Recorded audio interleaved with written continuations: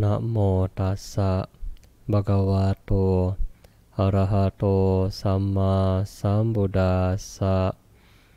Namo tassa bhagavato arahato samma sambuddhassa. Namo tassa bhagavato arahato samma sambuddhassa. Kalena dhamma sakaca, kalena dhamma sawanang, etang manggalang muktamang di. Ya, ibu bapak dan saudara-saudari sekalian yang berada di rumah, Sukihotu, Namo Buddhaya. Nah, pada hari ini kita akan memulai topik yang Bante akan bahas pada hari ini, yaitu kenapa saya menderita, ya. Kenapa saya menderita? Banyak dari kita yang selalu berpikir, Bante, saya menderita. Kenapa anak saya seperti ini? Kenapa bisnis saya seperti ini? Kenapa orang tua saya seperti ini? Kenapa suami saya seperti ini? Kenapa saya harus sakit seperti ini? Dan seterusnya. Kita selalu menderita, dan penderitaan ini apakah hanya kita yang dapat, ya.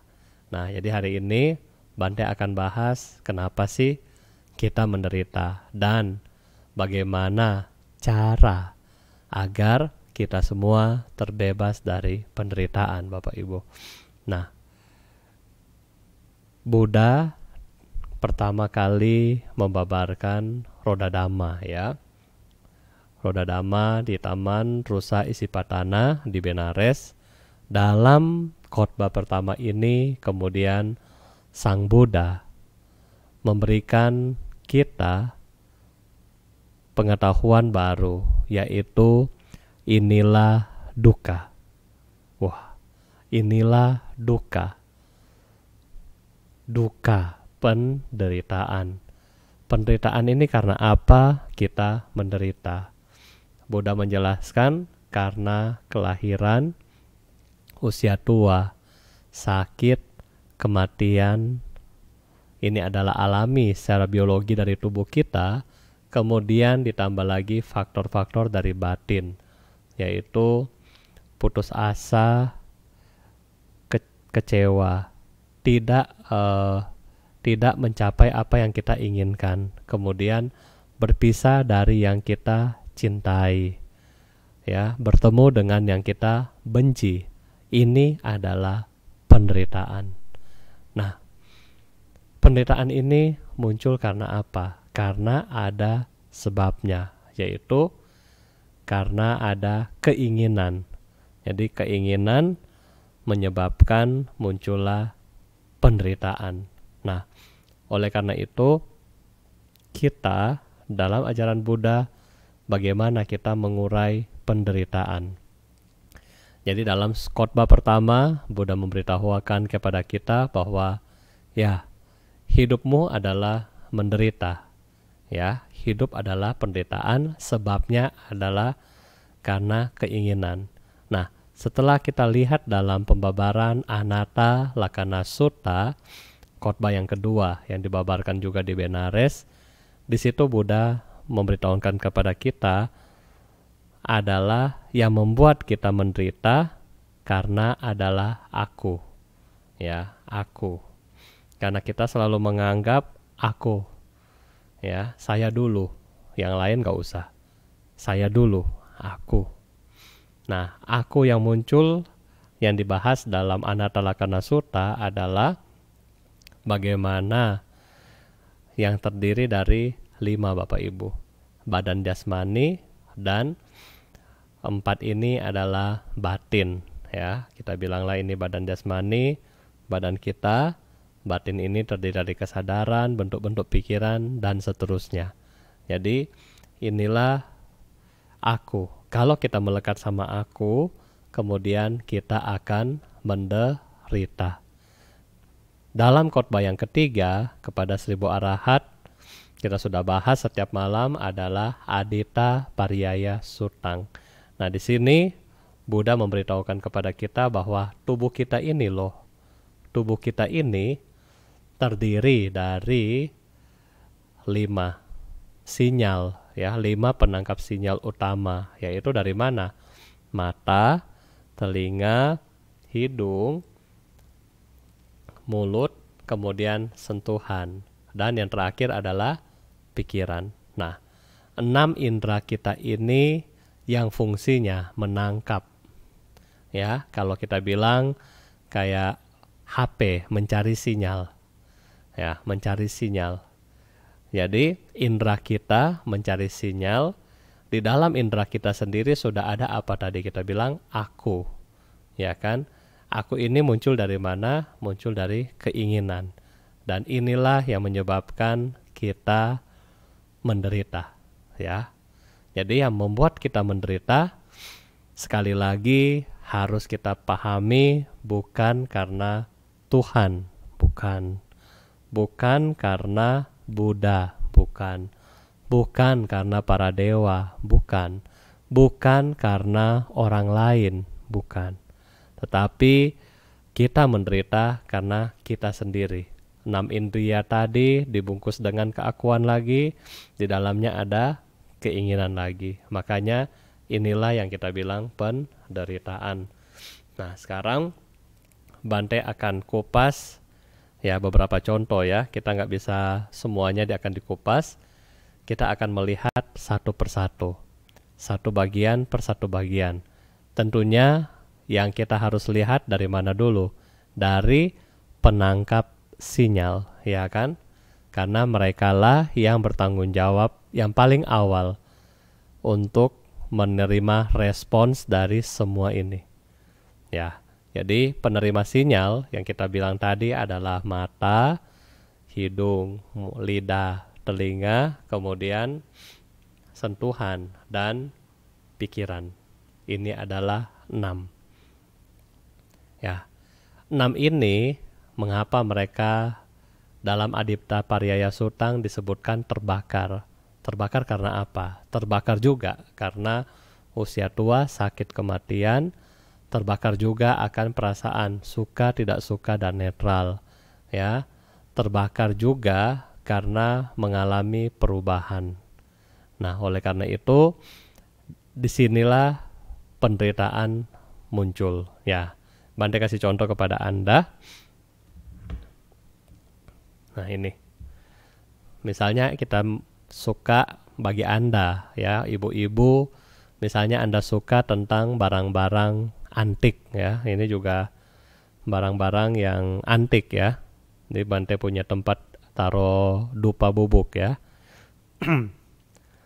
Ini kalau bagi orang yang hobi, begitu Anda melihat barang ini, apa yang terjadi sama Anda? Barang ini bagus, ya. Ya kan? Anda lihat, bagus banget, detailnya bagus, dan seterusnya, ya. Anda bisa lihat ini, ya. Detailnya ini sangat bagus, ya. Handmade. Nah, setelah itu kemudian apa yang kita mau? Dari mata akan proses kemana? Ke perasaan, pikiran. Suka nih, bagus, ya kan? Suka dan seterusnya. Muncullah di situ apa, Bapak Ibu? Keinginan.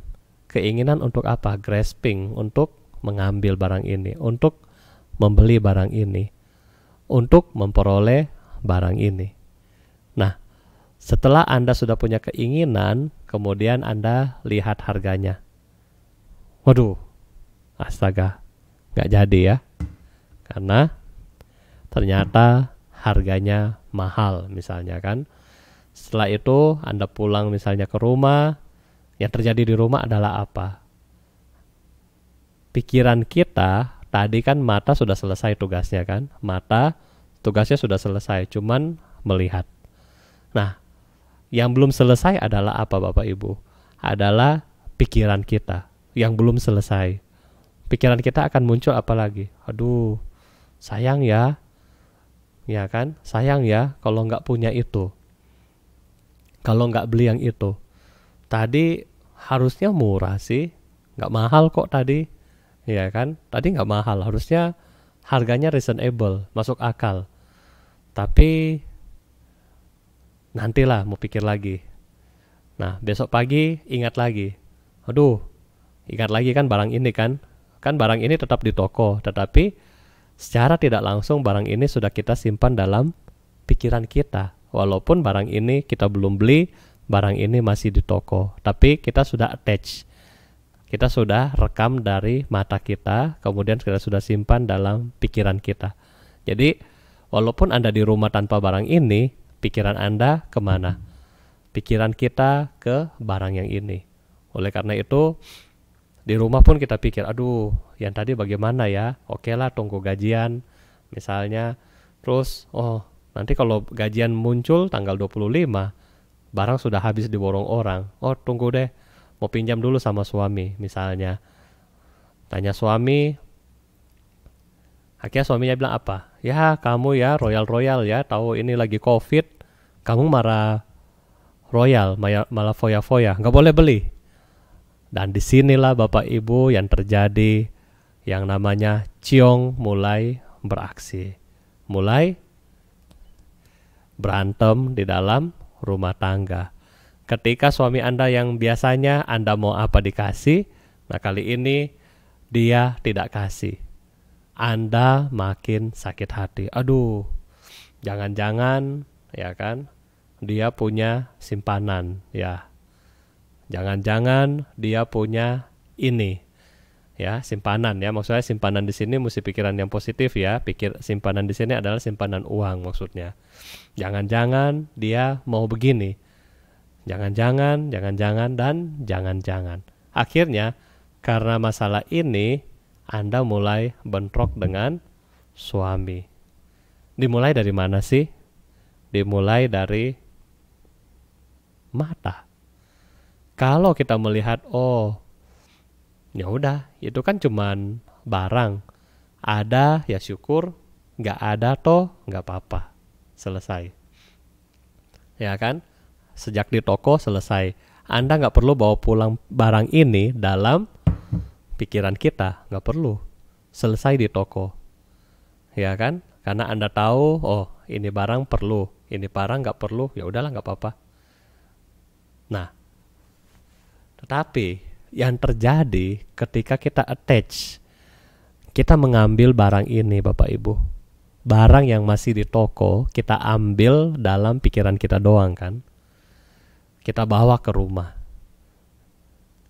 Sehingga terjadilah berantem di rumah. Gara-gara mau beli barang, ya kan? Oke, pun sudah berantem, akhirnya suami ya udahlah mengalah. Ya kan, yang penting mama happy. Oke. Udah beli. Nah, sudah beli, akhirnya Anda happy. Anda sudah bawa pulang barang dari toko. Wah, bahagia ya, sudah punya barang dari toko. Bahagia sekali. Nah, sekarang ketika barang yang Anda benar-benar sayangi ini Anda taruh di meja, jangan jatuh, ya, jangan sampai kotor, dan seterusnya. Anda taruh di meja. 1 minggu bagus, 2 minggu masih bagus, 3 minggu masih bagus. Setelah PSBB selesai, nah, ada orang-orang yang mulai datang ke rumah Anda, kemudian gak sengaja Anda yang taruh di meja dipajang dengan baik-baik. Ya, ketika banyak orang mulai datang ke rumah Anda, kemudian tak sengaja ini jatuh dari meja. Begitu kedengaran suaranya, pruk, apa yang terjadi? Itu harganya berapa ya? Kamu nggak pakai mata apa? Rusak saya punya barang dan seterusnya. Ya kan? Setelah ini rusak, apa yang terjadi Bapak Ibu? Ngomelin temennya yang bikin rusak. ngomelin nggak selesai-selesai. Kamu ya, kamu nggak jaga mata, nggak ini dan seterusnya. Panjang dah kalau emak-emak biasa kan. Nah, setelah ini rusak, berarti kita ada satu hal baru yang muncul lagi, yaitu apa? Karena ini kita melekat, kita sayang barang ini. Akhirnya muncul masalah berikutnya, yaitu berantem lagi sama tetangga. Gara-gara apa Bapak Ibu? Gara-gara kita melekat sama ini. Kalau misalnya kita yang punya kesadaran yang baik, begitu ini jatuh, sebagai umat Buddha, kita cuman, oh, apa yang jatuh tadi ya? Oh, itu, ya udah nggak apa-apa. Kenapa? Karena toh segala yang terbentuk tidaklah kekal. Kenapa kita attach sama ini? Kenapa kita menjaga kekekalan dari barang ini? Padahal badan kita sendiri, Bapak Ibu, nggak kekal sifatnya. Ya kan? Kita selama ini take care banget. Tetapi kita take care sama barang ini, tetapi kita lupa bahwa kita sendiri mengalami ketidakkekalan. Badan kita sendiri mengalami perubahan. Walaupun kita take care ini seumur hidup kita, apakah ini tetap? Apakah ini tidak akan berubah? Ini tetap akan berubah dari warna, ya kan? Dari polis mungkin akan lepas dan seterusnya. Ini pun akan berubah. Oleh karena itu, kalau kita sudah punya konsep, kita mengerti bahwa oh, Buddha bilang segala sesuatu itu tidak kekal. Ya, kita akan menerima keadaan itu dengan lapang dada, ya. Nah, jadi ini adalah contoh case dari asal mula penderitaan, di mana kalau kita lihat cerita yang tadi, siapa yang membuat Anda menderita? Apakah yang jualan yang membuat Anda menderita? Ya, yang di toko yang membuat Anda menderita? Enggak. Apakah suami Anda yang membuat Anda menderita? Enggak. Apakah tetangga Anda yang membuat Anda menderita? Enggak. Oleh karena itu, penderitaan Bapak Ibu, kita sendiri yang buat. Oleh karena itu, kita sendiri juga yang harus mengurai penderitaan ini. Kita sendiri juga yang harus membuang penderitaan ini. Karena kita berani membuat penderitaan, maka kita juga harusnya tahu cara untuk membuang penderitaan kita. Ya dong, kita yang buat, harusnya kita juga yang tahu cara untuk menyelesaikannya. Nah, ini Bapak Ibu yang Bante kasih contoh tuh masih gampang ya. Masih dari mata ke pikiran dan hati.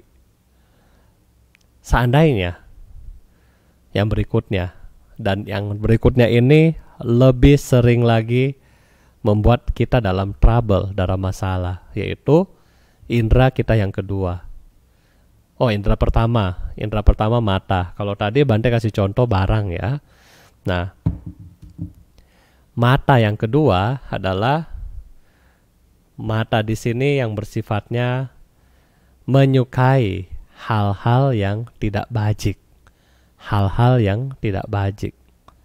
Misalnya, ya, orang-orang akan suka sama hal-hal yang bersifatnya, misalnya ya, pornograf. Mereka akan suka dengan pornograf. Mereka akan suka lihat dan seterusnya. Makin dia lihat, makin timbul keinginan. Ya kan? Makin timbul keinginan, pikiran juga makin tervisualisasi, sehingga makin membuat dia timbul keinginan yang lebih. Makin dia melihat lagi, makin ingin lagi, makin ingin lagi, makin ingin lagi. Sehingga tidak bisa menguasai nafsu dalam diri dia. Dan ini juga merupakan penderitaan. Penderitaan Bapak Ibu. Penderitaan. Karena apa? Karena kita punya pikiran dikontrol oleh hal-hal yang seperti itu, dikontrol oleh emosi-emosi negatif seperti itu. Itu penderitaan. Oleh karena itu, kalau kita nggak mau penderitaan kita berlarut-larut, ketika kita sudah mulai mengetahui dari sinyal seperti mata, hidung, dan seperti tadi Bante bilang, ketika Anda mulai tangkap sinyalnya, Anda harus cut off. Anda harus cepat-cepat stop. Jangan sampai panjang ceritanya. Ya, jangan sampai panjang ceritanya. Bante juga contoh yang kedua ini adalah dari kuping, dari telinga. Bante selalu kasih contoh yang gampang buat kita semua, biar kita semua bisa memahami ya dengan ya lebih santai gitu ya, lebih santuy kata anak-anak sekarang.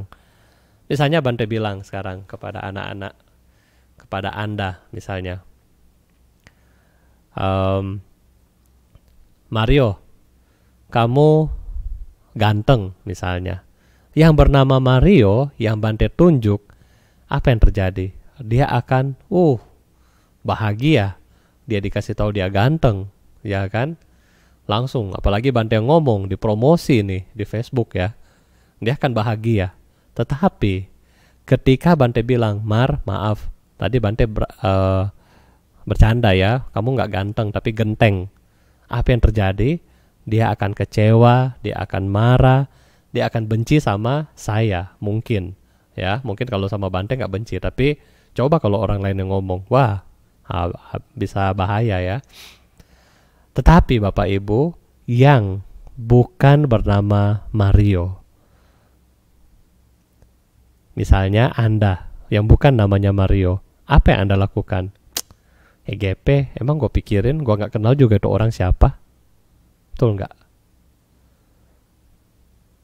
Kita nggak kenal itu siapa, buat apa? Apa untungnya buat saya? Nggak ada. Ketika kita punya pikiran, kita nggak ada untung dari hal itu, nggak ada, disitulah Anda bahagia, happiness. Batin saya tenang-tenang aja. Tetapi bagi namanya yang disebut, dia akan panas atau bahagia. Tergantung dengan apa yang kita ucapkan, apa yang didengar. Ya.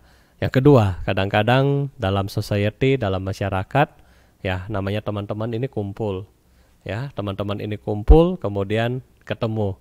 Misalnya ketemu dengan teman-teman lama, terus kumpul-kumpul, apalagi cewek-cewek kan. Ya kan, suka bisik-bisik terus senyum. Nah, bagi orang yang lagi sensi, melihat, terus mendengar, ini orang kok tiba-tiba lagi ngomong-ngomong bisik-bisik terus lihat saya sambil senyum. Apa yang terjadi? Meledak, marah. Oh, awas ya kalian berdua ya. Pikiran langsung bekerja. Awas ya kalian berdua. Nanti saya iniin. Nah, jadi apa yang terjadi Bapak Ibu? Siapa yang mulai? Siapa yang mulai? Apakah teman Anda atau Anda yang merespons? Kalau teman Anda lagi ngobrol ketawa, ya urusan dia. Tetapi urusan kita adalah ketika kita respons, ketika kita mengambil. Jadi sebenarnya penderitaan ini lebih ke arah kita yang membuat, kita yang mengambil dari orang lain. Bukan orang lain yang berbuat buat kita, bukan. Tetapi kita yang mengambil. Ya, kita yang mengambil. Nah, ini dari telinga.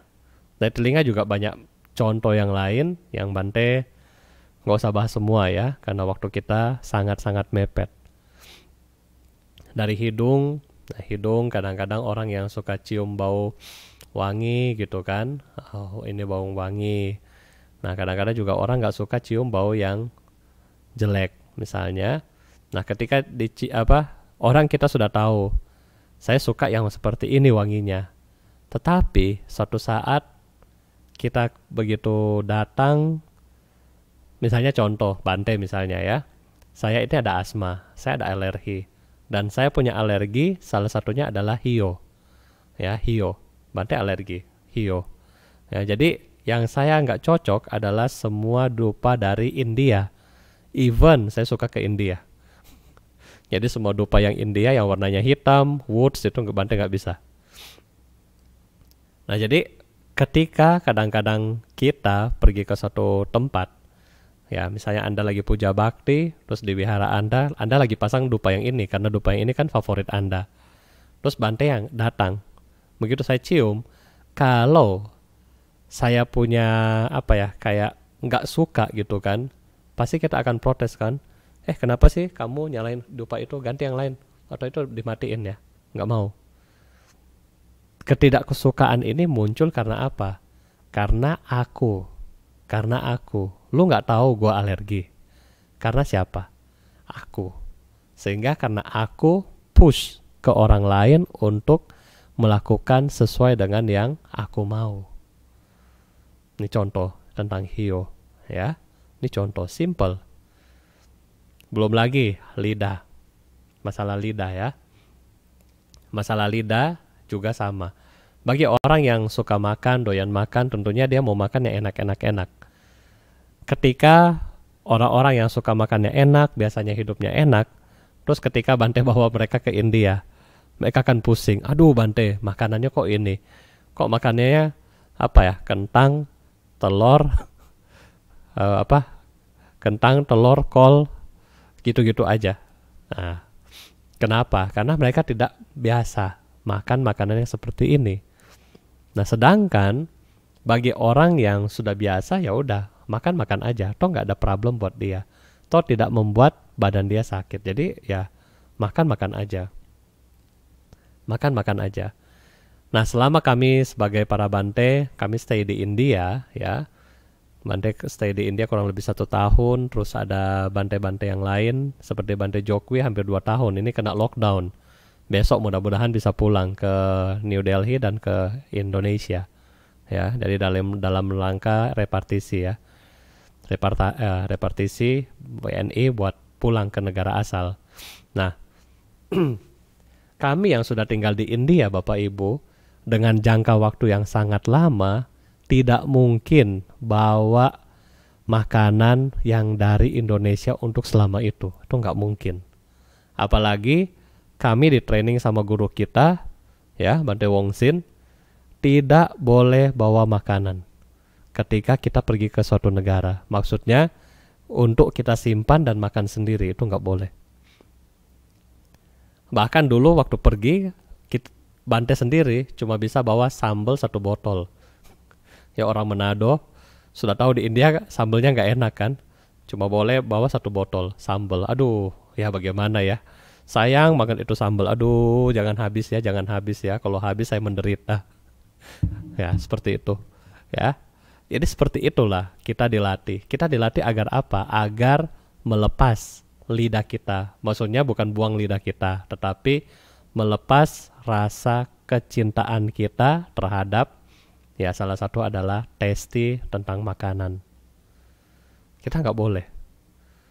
Setiap kita pergi, waktu Bante dulu pergi sama beliau, setiap kita pergi dimanapun singgah makan makanan lokal. Bahkan waktu itu kita sempat singgah, kita nggak packing makanan dan kita singgah makan di kayak warteg orang India. Benar-benar yang Anda nonton di televisi India yang roti ya, roti yang pakai tangan ditempel-tempel itu ya. Nah itu yang kita makan seperti itu. Nggak ada pesanan khusus hotel, restoran tuh nggak ada. Makan di kaki 5 kayak warteg gitu ya. Begitu singgah turun langsung makan. Nah itu. Kalau kita nggak biasa ya kita nggak bisa makan. Ya tetapi begitulah kita dilatih. Cara dilatihnya begitu. Dimanapun kita pergi kita harus siap survive. Sehingga kita nggak merepotkan orang. Ya, ini buat kami para biku. Nah, buat Anda bagi para umat harusnya hal yang sama. Apalagi sekarang lagi PSBB, mungkin anak-anak Anda nggak bisa jajan di luar ya. Jadi sekarang harus makan apa? Makanlah makanan yang sudah dimasak oleh orang tua. Jadi kita melatih dari situ. Sambil kita makan, sambil kita bersyukur. Oh, untung saya masih ada makanan. Bersyukur. Orang lain gak makan, saya masih ada kesempatan untuk makan. Bersyukur. Jangan begitu mama masak, hari ini misalnya ya, telur dadar, besok mata sapi, lusa telur rebus. Ya 1 minggu masak telur terus Anda komplain gitu. Ya, nggak usah ya. Jadi kita harus menerima, ya inilah hidup. Yang penting kita bisa makan. Masalah tasty kita bisa jaga. Kalau gara-gara makanan yang Anda mau nggak ada, terus Anda nggak mau makan, Anda ngambek, mengurung diri dan seterusnya, yang sakit siapa? Apakah mama Anda yang sakit? Bukan. Tapi yang masalah adalah siapa? Kita yang sebagai orang yang dilayani oleh orang tua, kita yang nggak makan. Kita yang masalah, bukan dari segi orang tua kita, bukan. Anda nggak perlu sakit hati. Aduh, mama saya kok nggak beliin saya ini, kok papa saya nggak beliin saya yang ini. Karena kita nggak perlu sakit hati dari situ. Ya, kalau kita bisa menerima, kita bisa menerima. Nah, yang berikutnya adalah masalah indera badan ya. Biasanya kita mau disentuh, ya, menyentuh dan seterusnya ya. Ini juga sumber penderitaan ya. Misalnya ketika Anda lihat orang, kebanyakan kalau Bante lihat, kalau misalnya mereka jalan sama pacar, mereka mau pegangan. Tapi kalau mau jalan sama papa mama atau nenek gitu ya, nggak mau, malu gitu ya. Ya, padahal uang jajan dari orang tua ya, bukan kamu ya. Tapi kalau pacar mau digandeng, tapi kalau sama orang tua nggak mau gitu. Nah, ini kadang-kadang ya lucu. Nah, dari indera sentuhan, kita juga biasa mau sentuh yang bagus-bagus. Ya, kita mau tas kita dari bahan yang bagus dan seterusnya.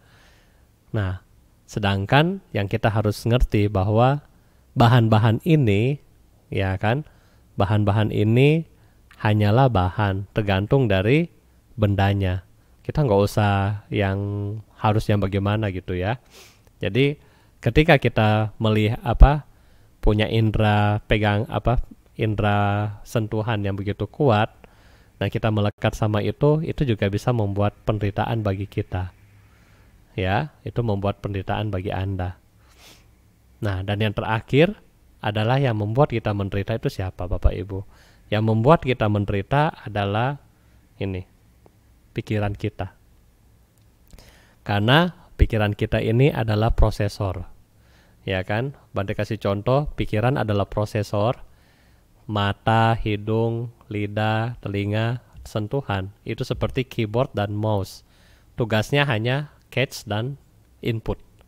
Tetapi yang mengelola ini semua adalah pikiran kita. Anda bayangkan, ketika kita melihat, Bante kasih contoh, ketika kita melihat ini yang tadi, terus ini kan masih di toko, tetapi kenapa ini dibawa pulang? Siapa yang bawa pulang ini? Yang bawa pulang ini adalah pikiran kita yang bawa pulang. Sehingga ya itulah, mulai muncul masalah, masalah ya dari pikiran kita. Tadi kemarin Bante kasih contoh tentang bagaimana orang lagi pacaran, terus nggak sengaja pacarnya ini, si ceweknya ini jalan sama cowok yang lain dan ketemu di mall. Apa yang terjadi? Anda sebagai pacarnya, Anda sebagai cowoknya, waduh, begitu lihat langsung cewek gua selingkuh, ya kan? Nggak mau tanya A I U E O, langsung WhatsApp blok, Instagram blok. Dia mau ajak ngomong nggak boleh lagi. Pokoknya dia sudah dihapus dari hati saya. Padahal mah masih sakit di sini ya. Nggak makan, nggak tidur. Kenapa? Masih attach. Itu cowok itu siapa? Ya kan?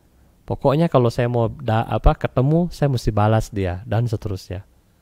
Kalau bisa, saya dapat pacar yang lebih cantik dari dia, kemudian saya bawa di depan dia. Nah, ini sudah mulai muncul pikiran yang seperti ini, terus diliputi oleh loba, dosa, dan moha.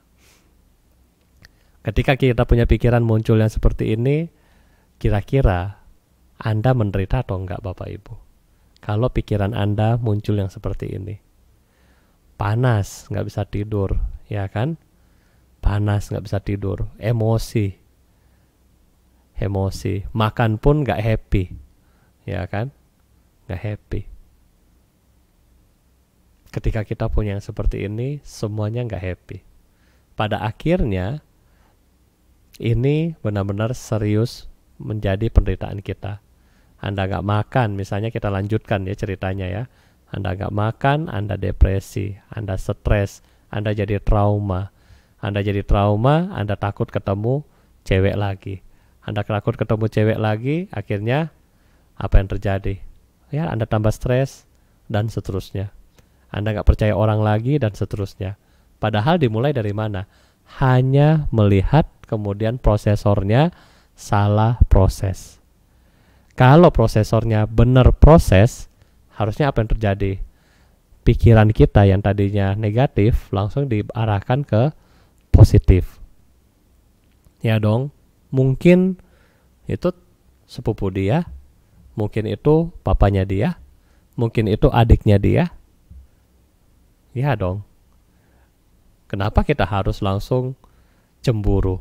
Kenapa kita harus langsung marah? Kenapa kita harus langsung emosi? Jadi, pikiran kita menyebabkan masalah bagi diri kita. Ya, pikiran kita menyebabkan masalah bagi diri kita. Ini yang pertama dari proses indria yang tadi ya. Seperti juga yang tadi Bante bilang, kuping, pikiran juga berpengaruh di situ. Dia menangkap dari situ juga. Dari hidung juga sama. Dari hidung dan dari mulut, dari lidah, dari sentuhan juga sama. Pikiran memproses ini semua. Dan kalau kita punya pikiran yang negatif terus, maka apapun yang kita lihat, kita nggak pernah lihat kebaikan dari orang. Apapun yang kita dengar, kita nggak pernah lihat, kita nggak pernah akan bilang kebaikan dari orang. Ya, kalau kita punya pikiran yang negatif, apapun yang Anda makan, kalau Anda lagi bad mood, pikiran Anda jelek, nggak enak. Ini masak apa sih? Nggak enak. Hidung juga sama. Ketika Anda punya rasa cemburu yang tinggi, teman Anda punya parfum yang bagus, dia bilang, nih, coba nih parfum saya nih, coba nih semprot ya. Ketika Anda punya rasa pikiran yang jelek, Anda langsung bilang apa? Ini mah parfum murahan, nggak usah, nggak butuh. Seperti itu. Ini karena pikiran, Bapak Ibu. Ini karena pikiran. So, pikiran inilah yang harus kita jaga dengan sangat baik. Kenapa?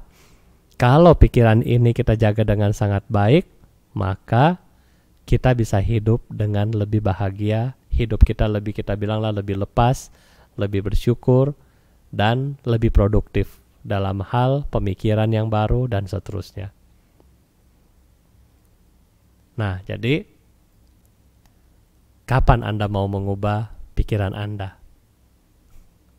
Kapan Anda mau mengubah pikiran Anda? Pikiran kita, Bapak Ibu, seperti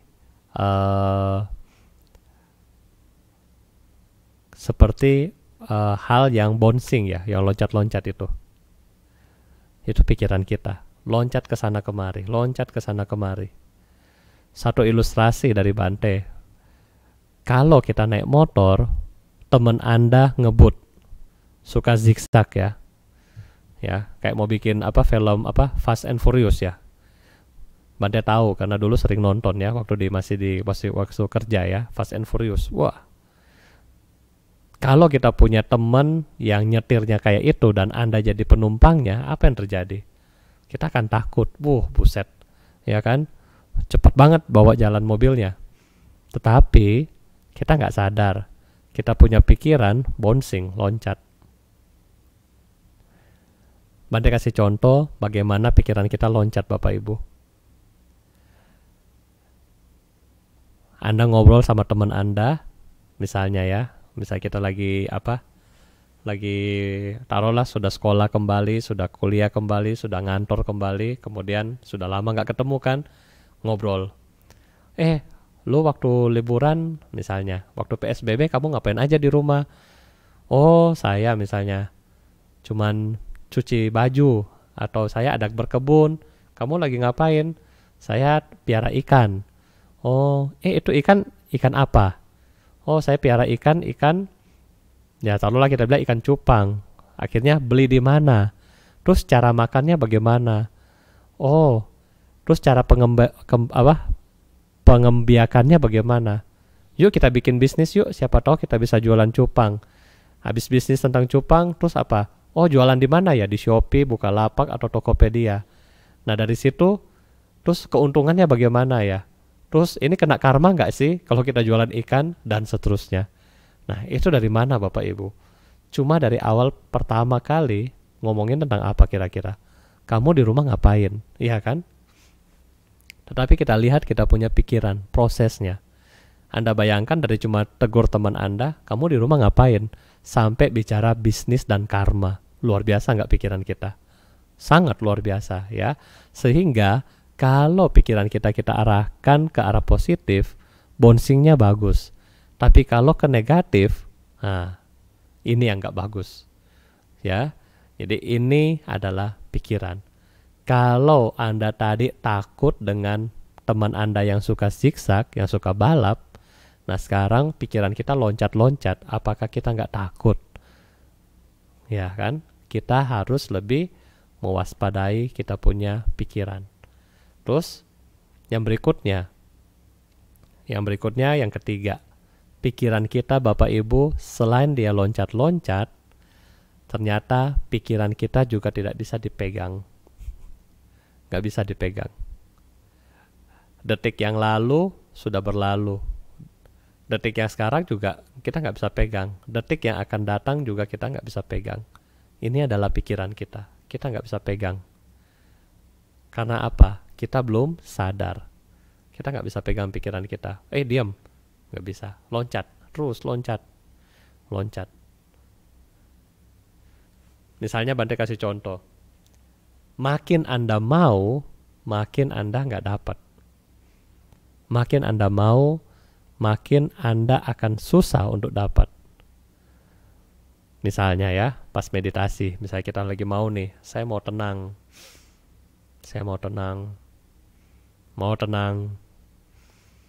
makin gak tenang, mau tenang, makin gak tenang, mau tenang, makin gak tenang.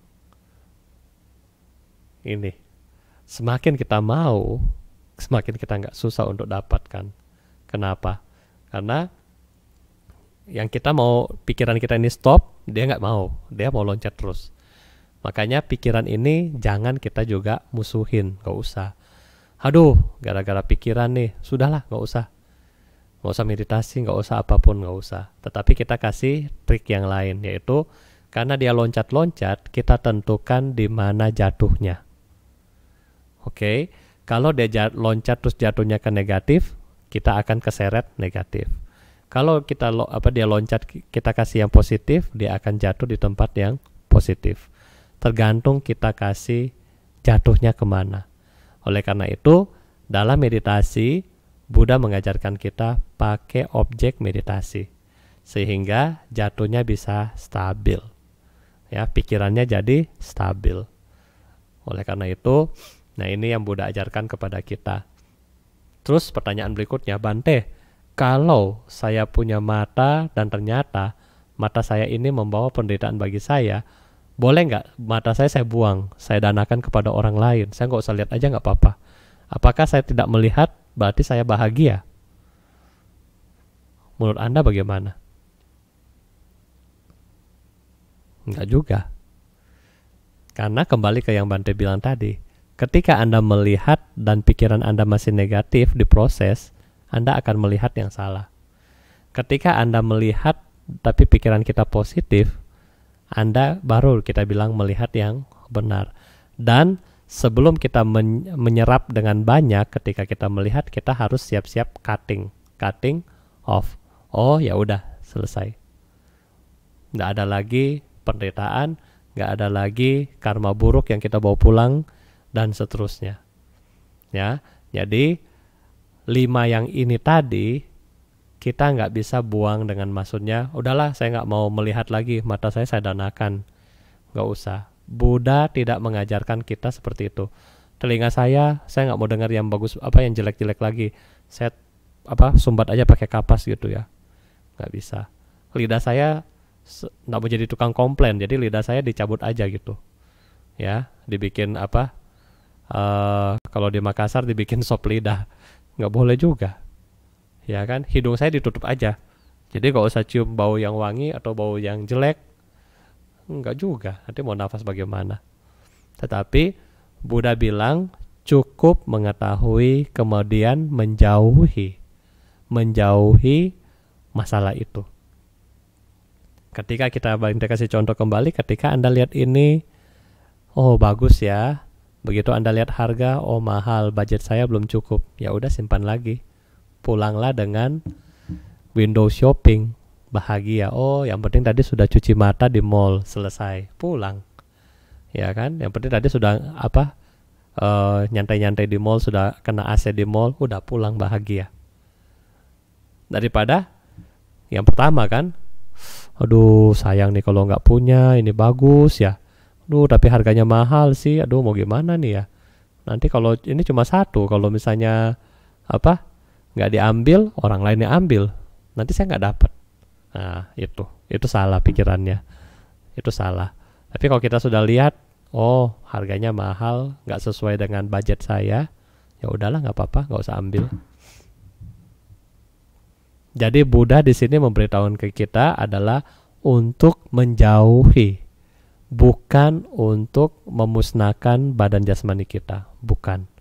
Ya, jadi jangan sampai kita berpikir yang mata yang salah, udah mata dibuang gitu, bukan. Tetapi ketika kita melihat, oh misalnya Anda yang suka main game, Anda yang suka pornograf, ketika Anda lihat lagi, oh ini enggak apa, bukan untuk saya, udah buang, delete, uninstall, selesai.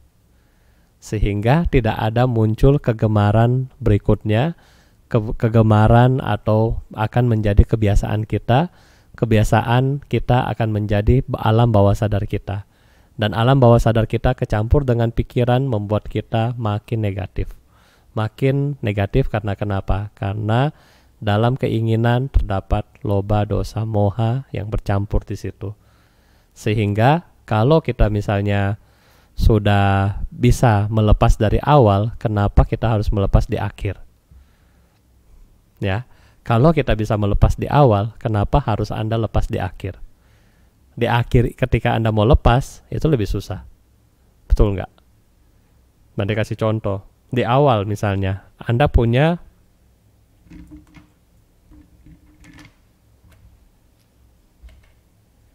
Anda kasih contoh ya. Di awal Anda punya cuma satu.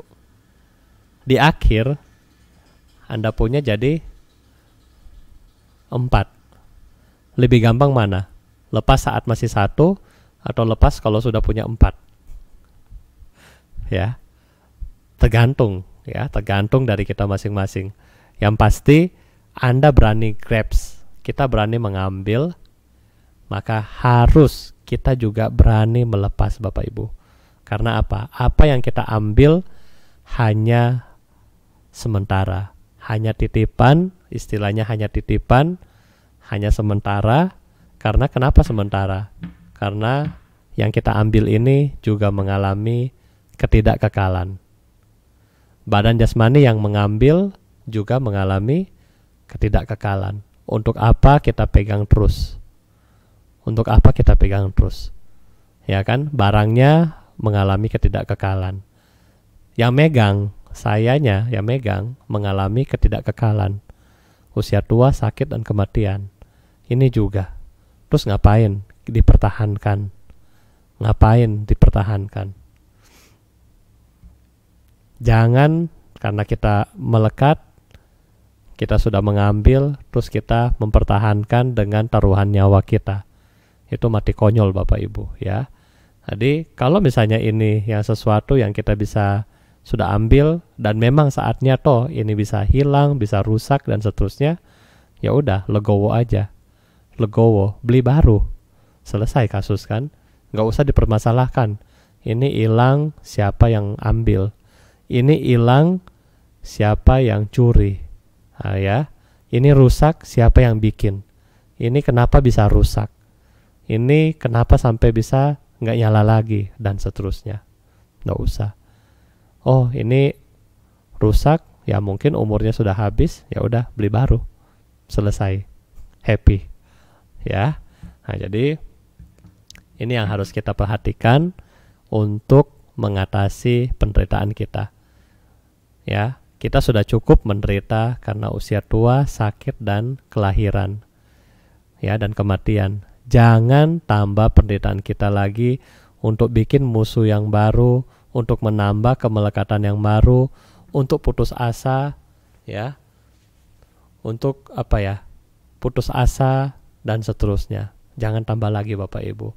Cukup kita sudah punya penderitaan di dalam fisik kita, lihatlah penderitaan ini dan sadari. Untuk menyadari kita mesti praktek Dhamma. Karena Buddha menguraikan ini bukan untuk menakuti kita Bapak Ibu, bukan.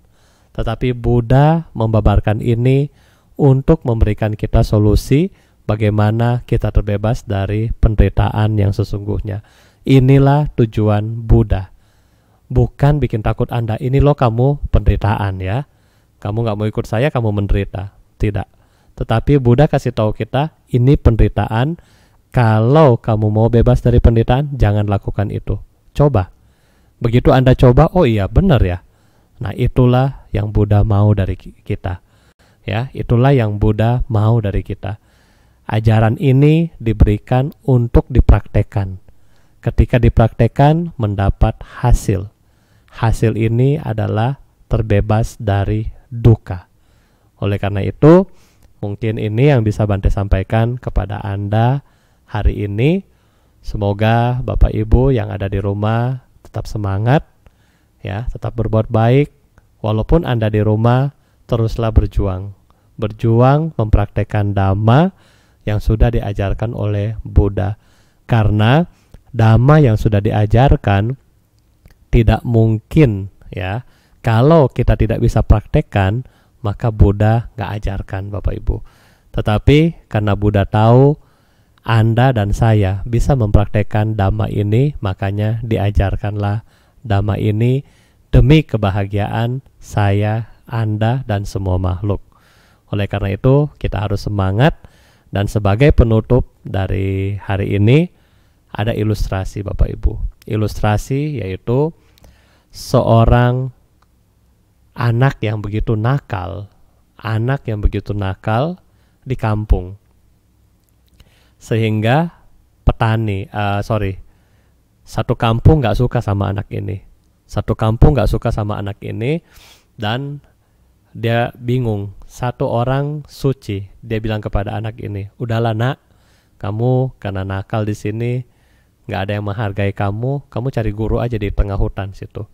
Kamu pergi ke guru itu sakti, kamu bisa mengubah hidup kamu. Apa yang terjadi? Karena anak putus asa, dia pergi cari gurunya. Dia pergi ke hutan, dia gak takut. Sampai di hutan, gurunya kasih dia jimat, satu karung goni, dan gurunya cuma pesan begini, ketika Anda berbuat buruk, ya, Anda ingat dan isi kentang. Karung goni ini Anda harus pikul terus, nggak boleh lepas. Jadi ketika Anda berbuat buruk, ambil kentang, masukin. Ketika Anda berbuat baik, kentang yang di dalam kamu keluarin. Oke? Nah, setelah dia pulang ke rumah, dia kan pikir-pikir lagi, aduh ngapain sih ya, saya bodoh banget pergi ke guru, katanya sakti, tapi suruh ngumpulin kentang sama karung, buat apa ini? Nah, tapi karena namanya anak, dia percaya, dia coba. Ketika ketemu orang, dia marah orang itu, dia ingat saya berbuat jahat, dia ambil kentang satu, masukin sambil pikul kan. Ketemu orang, ngejek orang. Oh, saya berbuat jahat, dia ambil lagi kentang isi. Sampai satu ketika, karena begitu luar biasa orang ini begitu jahat, nggak sampai 3 hari. Ya, nggak sampai 3 hari, karung goninya penuh dengan kentang. Jadi kentang ini dia bawa kemana-mana ya. Dia bawa tidur, kemanapun dia pergi dia mesti bawa. Karena ini adalah aturan dari si orang suci yang tadi. Nah, kemudian Setelah sudah penuh kan lama-lama kentang busuk, ya kan? Bau apa nih? Apek, busuk, aduh. Nah, dia bingung, tapi dia juga takut mau lepas bagaimana nih karung, karena dipesan sama orang suci, nggak boleh sembarangan. Akhirnya dia ingat-ingat, bagaimana saya buang kentang ini? Oh, harus berbuat baik. Harus berbuat baik. Kalau berbuat baik, maka satu kentang saya harus buang. Kalau saya berbuat jahat, saya ambil kentang lagi. Oh, dia ingat, harus berbuat baik. Kemudian sambil bawa kentang, dia lihat orang susah, dia tolong. Setelah tolong, dia buang kentangnya satu. Dia ketemu teman, dia bantu. Dia buang kentangnya sampai kentangnya benar-benar habis. Kemudian dia bingung kan, kentangnya habis. Terus dia kembali ke gurunya. Terus gurunya bilang, ya sudah, tugas kamu sudah selesai menjadi orang baik. Karena apa? Semua keburukan yang sudah Anda kumpulkan, kamu juga sudah buang dengan perbuatan baik yang kamu lakukan. Ya, sudah itu ya udah. Dia kembali ke desa dia dan desa dia kemudian suka sama dia. Ya, yang tadinya jahat sekarang sudah berubah jadi orang baik. Nah, oleh karena itu hari ini Bante nggak kasih Anda karung goni, Bapak Ibu. Ya, Bante nggak kasih karung goni, nggak suruh Anda kumpulin kentang. Tetapi hari ini Bante yakin Anda lebih hebat daripada anak yang tadi. Ya, Anda nggak perlu ngumpulin kentang di rumah, tetapi Anda, Bante yakin, bisa menjaga pikiran, ucapan, dan perbuatan Anda dengan lebih baik daripada yang pemuda tadi. Ya, semoga Anda semua yang berada di rumah selalu sehat, bahagia, dan apa yang Anda cita-citakan dapat tercapai. Sabe sata bawantu sukitata. Semoga semua makhluk hidup berbahagia. Sadu, sadu, sadu.